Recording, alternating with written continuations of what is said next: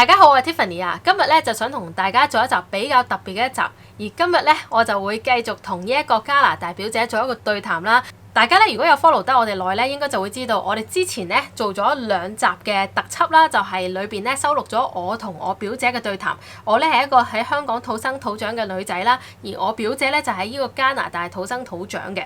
咁咧我哋都係喺加拿大出世，但係咧我之後就翻咗香港啦，而佢就繼續喺加拿大嘅。咁咧嗰個對談之中，我哋有傾到一啲香港同加拿大文化之間嘅一啲唔同啦。咁而呢一個嘅片裏邊咧，因為我知道大家呢一排啦，特別係西方世界咧，佢哋都喺度消化緊呢一個武漢肺炎或者新冠狀病毒或者中國病毒是但啦，你叫佢咩都好啦，呢一個 COVID-19 嘅消息啊，咁所以咧其實好多加拿大嘅人啦、美國嘅人啦、英國嘅人啦、歐美啦，總之咁其實佢哋西方世界咧都感到好恐懼啦，對呢一個嘅病毒咧都而家都有一個 panic 嘅情況。咁咧我就專登咧就約咗我表姐再做一次嘅對談，同佢傾下啦，去 find out 而家最新喺加拿大嘅 situation 係點咧？究竟大家有冇搶廁紙咧？或者佢哋有冇避免出外啦？有冇一啲叫做取消聚會啦？或者政府有啲咩 reaction， 有啲咩嘅 policy 呢一個嘅情況嘅？咁如果大家想知道咧喺加拿大或者喺歐美國家嘅最新嘅武漢肺炎嘅大家嘅 reaction 嘅情況係點咧？咁你就要睇落去啦。So we were just saying that I feel that these 2 days, as I've told you, that I think the panic, I can feel that the panic is hitting Canada and America. Do you feel that strongly on your side? I think it's different where you are. There's the East Coast and the West Coast. They both were hit first because those are where the major international flights come from. So a lot of the times if I fly and I visit you, I will have to go through Toronto or I'll have to go through Vancouver. So those were sort of the first points of entry for international travelers. And I don't recall which one had the first case of coronavirus, but it was one of those two. I suspect it's Toronto, but I'm not 100% sure. Okay. Yeah. Do you remember how many confirmed cases now there are in Canada? I think there's somewhere around 400, and the majority of those are still in Toronto and Vancouver. But in Alberta here, where I'm from, we're a little bit more inland. We have, I believe as of yesterday, under 100 still, but it's climbing every day. Okay, wow, that could be scary. Okay, so the numbers are, I think, climbing in every city, I think. And they are. What news are you watching, and what are the sources of information that you're relying on? Are the news all over the national news, on the newspaper, and all over media like that? Yeah, we're seeing it everywhere. We have our local news who's reporting our every update we get in the city here. There's not so much for provincial news; it's the same as the local city news. However, the federal news, everything is coming, and it's all day, every day. It seems like this is all anybody can talk about right now. So, well, as far as I'm concerned, that there is a new policy in Hong Kong whereby everyone who has traveled, I think starting from today, if they have traveled anywhere and they're traveling from anywhere to Hong Kong, they will have to quarantine themselves. Do you think that there is this policy in Toronto, Vancouver, or even in Edmonton? Yeah, right now that is the policy. It's I'm not sure that it's very strictly enforced. I think it's more of a goodwill system if you have come from abroad, whether that's the US, even our closest neighbors, or if you've come from Italy or Spain, you must quarantine for 14 days when you arrive back home. And they are encouraging everybody to come back home. I don't know if you've heard it all, but yes, I think I have. Yeah. They've made the borders more and more restricted every single day for, I believe, the last 3 or 4 days. So just today, they've announced an hour ago that they're closing the U.S.-Canada border to non-essential travel. I have heard that on the news as well. And I believe it's many people in Hong Kong are concerned about that as well, because many of them have relatives in the U.S. and Canada, just like me, and you guys live in Canada, and yeah, so and more people are also, well, these days in Hong Kong, less people are concerned about the food and toilet rolls these days because we have already got past that. I'm not sure what the situation is like on your side. Are people scrambling for toilet rolls, or are they stocking up on food? Is the supermarket looking crazy now? I don't think it's as bad as some of the other places we've seen. Again, this is just, I'm speaking about Edmonton, just where I am. Yes, of course. We did go grocery shopping over the weekend, and we went to the pasta aisle, and all the pasta was gone except for lasagna sheets. Wow. Okay. So what about the toilet paper? How is it looking? Yeah. They have, I was at one of our local drug marts, and they had an employee who just stood by with a pallet, and he would just put up 2 packs at a time, and then somebody would take those, and then he would put up 2 packs at a time, and he would kind of just monitor it, because we are seeing that, and I don't think it's necessary, personally speaking. However, we are seeing that panic buying. So there are, even our local dollar stores have no hand sanitizer, no Clorox wipes, nothing. There's no sanitation products. They've all been sold out. So there is a shortage of those products, hand rub and sanitizing products like tissue, etc. All right. Yeah, absolutely. Yeah, we're seeing that a lot as well. Do you think there is enough of those products at your home currently right now? And do you feel that there is any panic on your part, on your family's part? I think that we do have enough.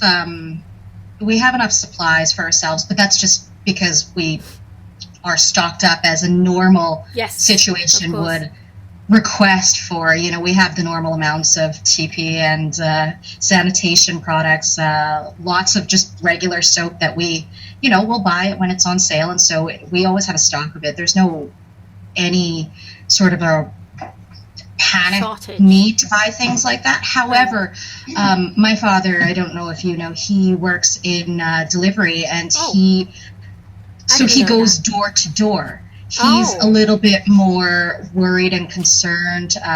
He wants to carry more sanitation products like wipes. I don't know if he's using a mask, which, as we kind of spoke about previously, isn't really commonplace in Canada, especially not in Edmonton. Yes.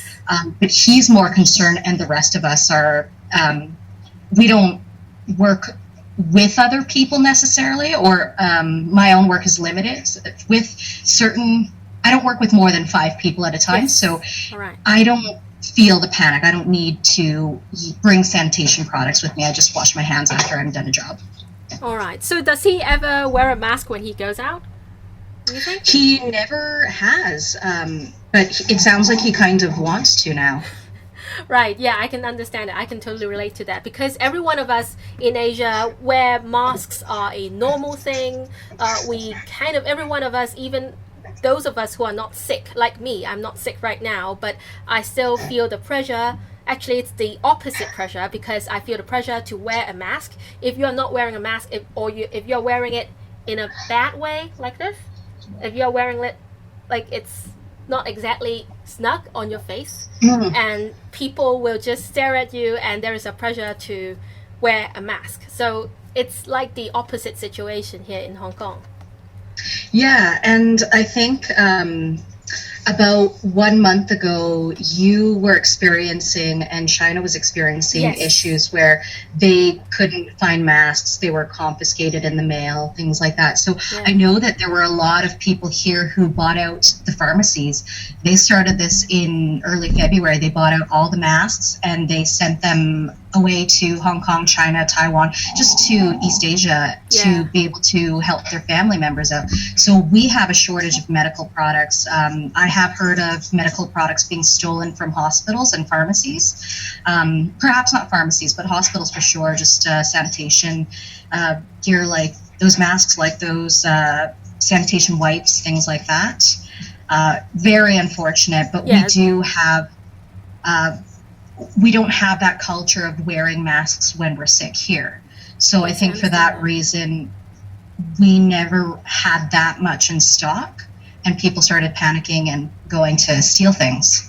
Yes, that's definitely unfortunate a thing that people are feeling the pressure to steal from hospitals or pharmacies, and because, well, as far as I'm concerned, experts, at least, well, many of the experts in the West, in Western countries, they're advising those who are sick, only those who are sick, to wear the mask, right? But not those who are not sick. And they are saying that, well, I've heard a TED Talk, I think, a few days ago, and they're saying that if you are not sick, don't wear a mask.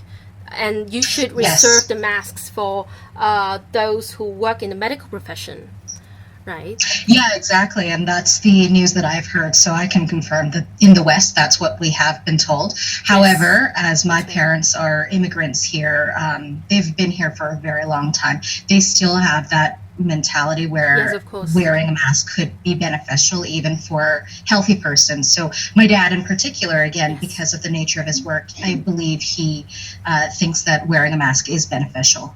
Right. Do you think you guys are going out less these days? Like you're trying to refrain from going out a little bit so that you guys stay safe? Do you think there's this pressure?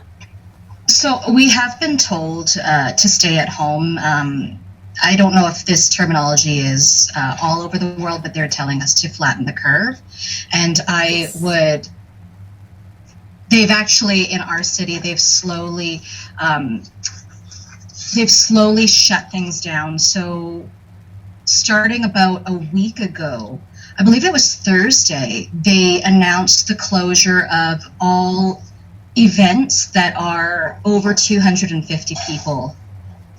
In terms of numbers. So I had a shift at a conference center on Saturday, and that would have been for more than 250 people, so that was canceled. Even the theater events, so last night I should have been at the Opera, and that facility houses 2,000 people, so that was closed. And it's crazy because we've seen more and more every single day. So now the gyms weren't closed at first, and they closed, I believe, on Monday or Sunday. Right. So it's taken time. We've slowly shut down different facilities. So it started with the big ones. I don't know if you've heard, but the hockey and the basketball, the baseball, that's all been put on hold, or their seasons have been canceled. Yeah. But in terms of even just everyday life, I believe the theaters, movie theaters, cinemas, they may or may not be closed. They might have a 50-person capacity. Right. Just yesterday, I recall seeing that restaurants themselves either have to have 50% capacity or less than half of their capacity. That's sort of their max number. Right. And so we've been seeing every day these restrictions becoming more and more stringent.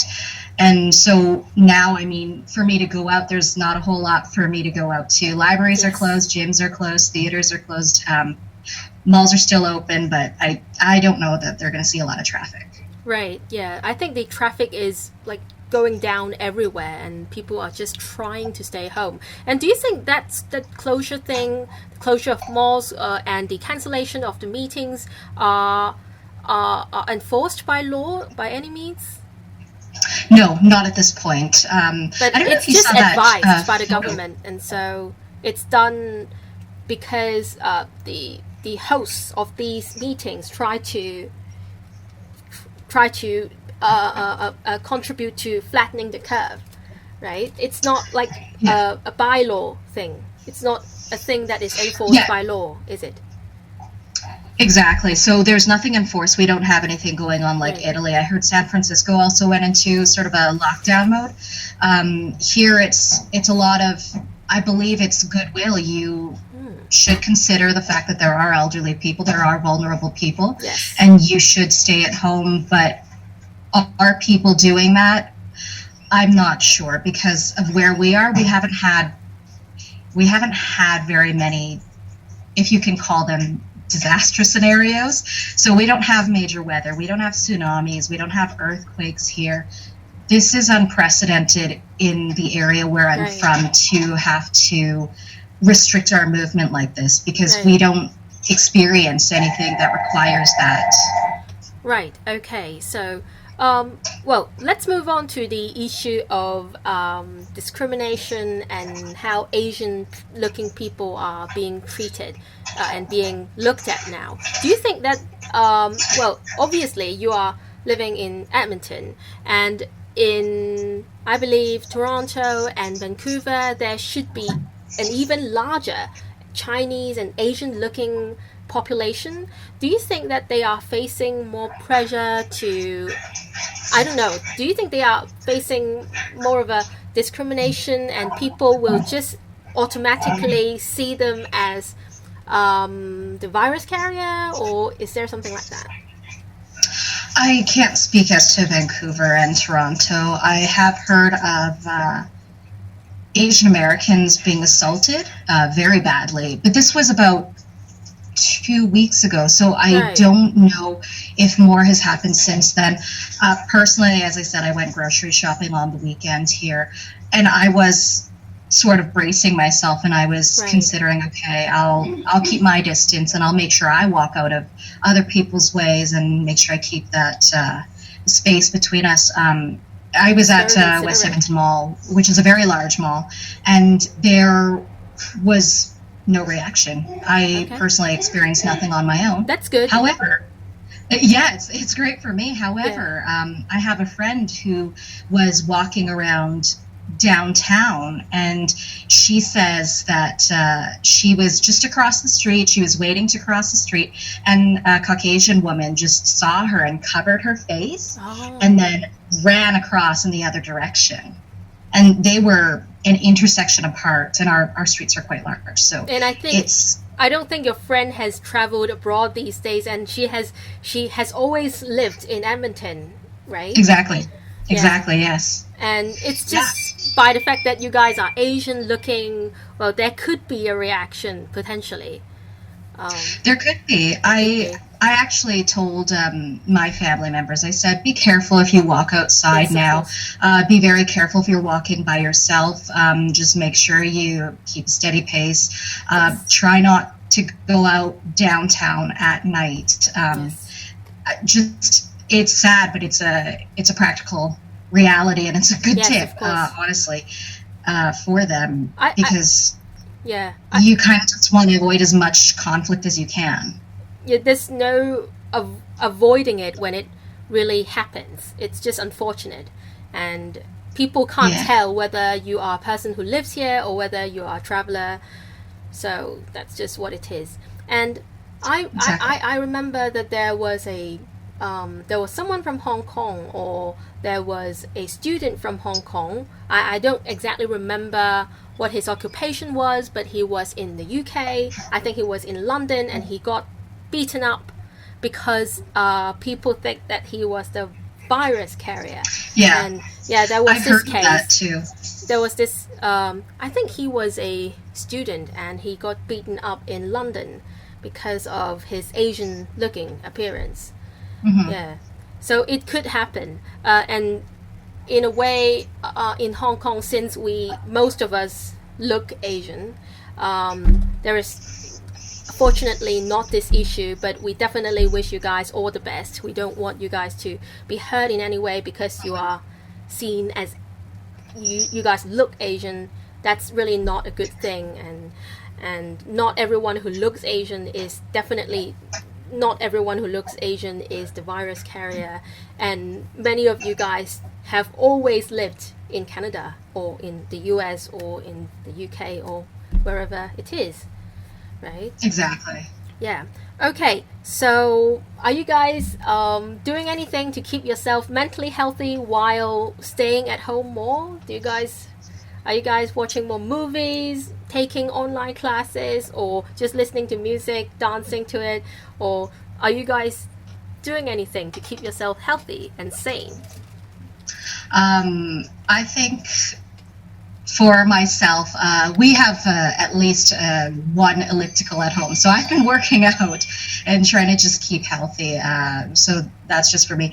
I have been busy with work as well. I actually still have been going out to attend my jobs. My job currently has no restrictions. And it's something where, as I said, I only work with a maximum so far are of 5 other people. So your job as a court reporter, is that right? Exactly. So I'll go to my jobs.